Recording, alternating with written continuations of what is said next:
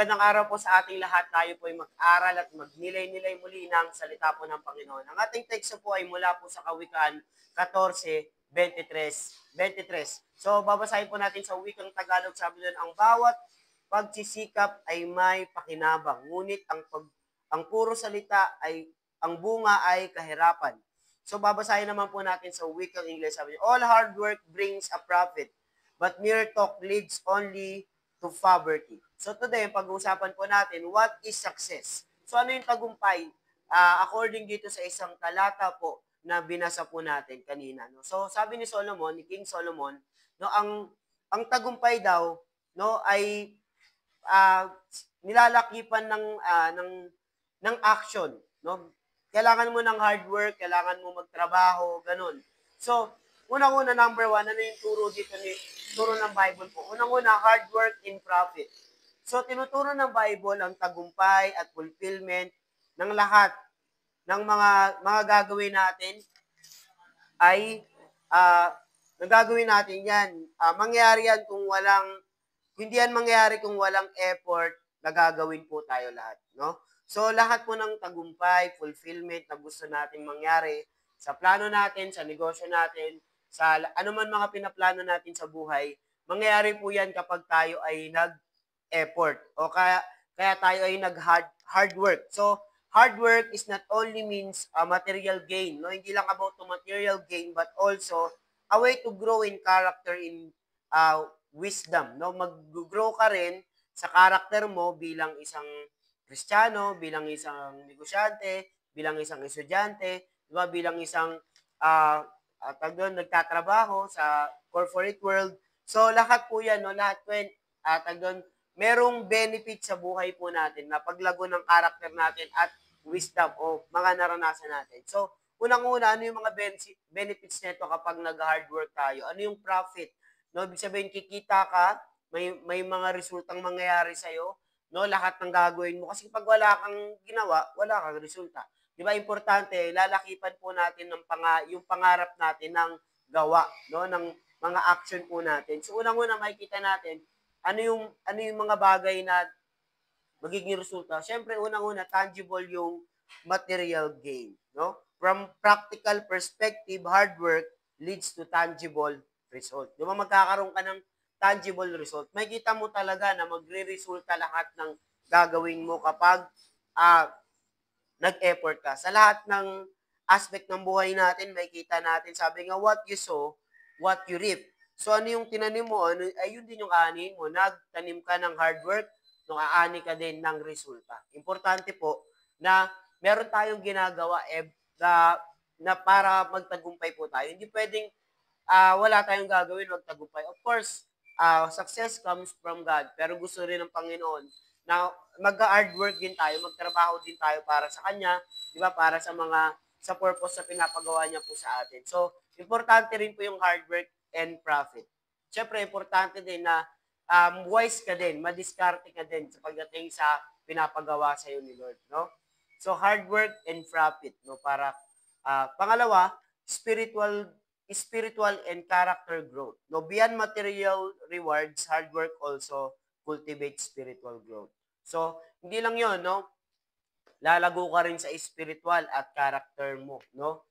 At lalago rin 'yan, no, yung spiritual mo. Hindi lang yung material pero spiritual lalago ka. Kasi talagang titibay ka sa pananampalataya mo, naniniwala ka sa salita po ng Panginoon. Kaya that's why lalago ka po talaga sa spiritual, no? Sa magitan ng pagkilos. Kasi pag naumpisa na natin kumilos, doon na lalo tayo ni Lord sasamahan. Yung pangawala pa tayong ginagawa di ba? So, doon ready na si Lord, kasamahan tayo. No? Kung kailan pa kaya na gagalaw na tayo, di ba, mas talo tayong sasamahan ni Lord. So, spiritual and character growth, no? Talagang uhubog ka din sa spiritual at character natin, no? Sa ating pananampalataya. So, ay yung unang-una, yung hard work and profit. So, puntahan naman natin yung mere talk, no? Mere talk. Sabi nga doon, di ba? Mere talk leads only to poverty. No, ang puro salita, ang bunga ay kahirapan. Bakit gano'n, no? Puro salita, no? Maglilid ito sa kahirapan. So, pangalawa, mere talk. So, maraming tao ang may magandang intensyon, malaking pangarap, pero, di ba, wala naman silang concrete action. Yun naman, wrong concrete action, those ideas remain unrealized. Sabihin, wala silang action kahit anong ganda ng plano, kahit anong laki ng pangarap o liit ng pangarap, no? Wala, di yan mangyayari kung hindi natin yan gagawan ng action. Kaya nga unang-una, dapat makita po natin dito yung action over words. So maraming tao at common sa mga taong magplano pero hindi nila yung tutuparin kasi wala silang gagawin. So kaimportante yung action palagi. No, lagi yan, simple lang. 'Di ba ano yung plano mo? Ano yung step na gagawin mo para makapunta ka dun sa goal na sinasabi mo or goal mo sa buhay? So kailangan lalakipan mo ng action, hindi higit sa salita. So pangalawa, the danger of mere talk. So yung Proverbs is warn us that ideal talk or procrastination can ultimately lead to poverty or form of poverty in life. So inability to achieve your goals, develop meaningful relationship, or grow spiritually. So pagka puro ka salita, procrastination ka, maya't maya ka, no, magpo-form to ng poverty sa buhay mo. Iba't iba, inability to achieve your goals. Di mo ma-achieve yung goals mo. Di ka makakapag-develop ng meaningful relationship sa iba. Di ka lalago spiritually at marami pang iba, no, na pwedeng mangyari po sa mga taong puro lang salita pero hindi gawa. Sabi nga, puro salita, puro ka lang salita pero hindi ka gumagalaw, no, magle-lead ito sa kahirapan. Importante talaga na kumikilos tayo, no? Pangatlo is balance planning and working. Kailangan balansehin din natin. Magpaplano pero gagawin mo. I-workout mo yung plano.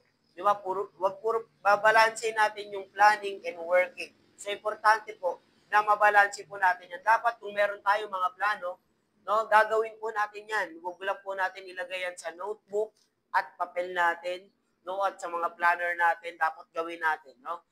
Kaya nga merong apat di ba? May tinatawag po na apat na quarterly, no? Apat na quarter. Unang-una, first quarter, second quarter, third quarter, and fourth quarter. No? At bawat week dapat may tinatawag po na focus week. So dapat sa week na to, anong goal mo para may plano ka sa lugar sa araw na to? Ano yung goal mo? At kailangan may focus week ka or kaya may monthly plan ka. Kung ano yung plano mo sa buong buwan na to, mangyayari yun kapag inactionan mo na siya.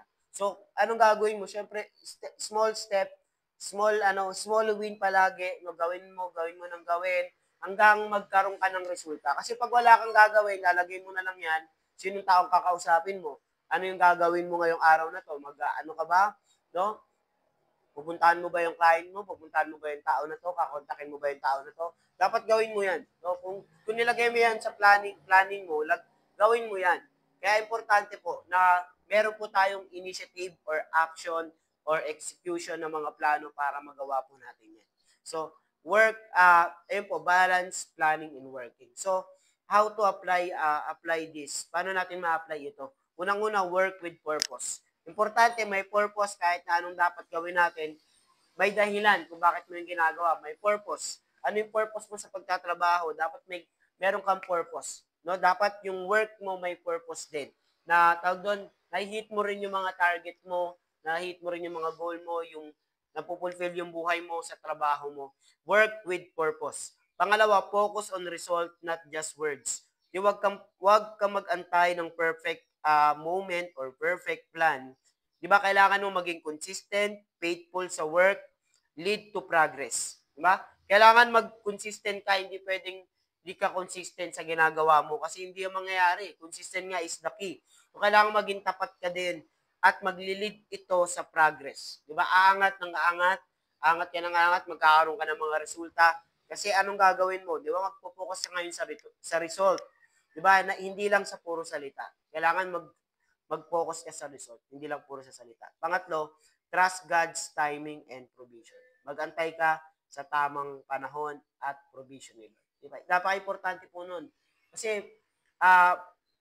di mo talaga matutupad o mangyayari yung mga plano mo kapag hindi ka nagantay sa tamang panahon. Kahit anong gawin mo talaga, no? Kapag hindi napapanahon,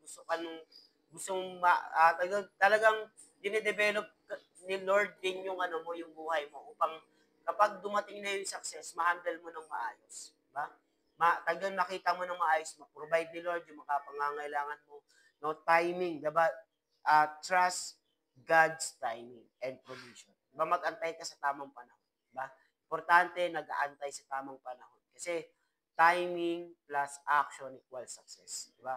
Pwedeng nasa nasa tamang panahon pero hindi ka gumagalaw, hindi mangyayari yun. Dapat timing and action equals success. Di ba? Tamang timing at action equals success and provision. So, tayo po ay mananalangin. Panginoon, marami pong salamat.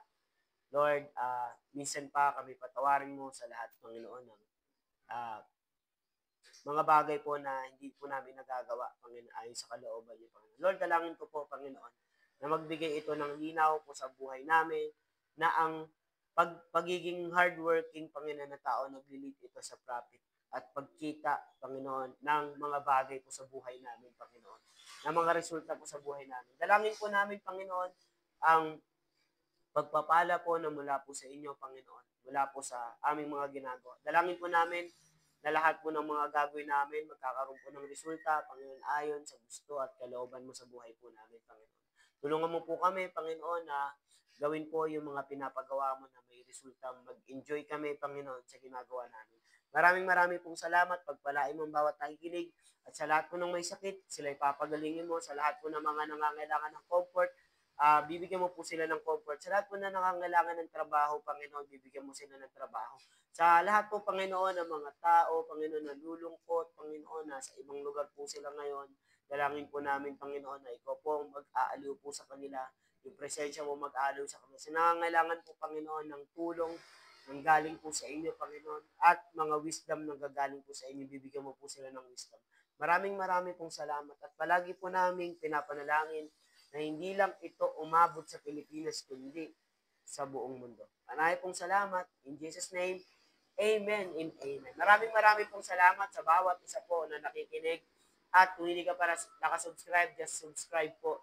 At para po lagi po kayong updated sa lahat po ng mga ipopost natin every Monday and Friday. So maraming pong salamat at palagi po nating tatandaan na mahal tayo ng ating Panginoon. God bless everyone.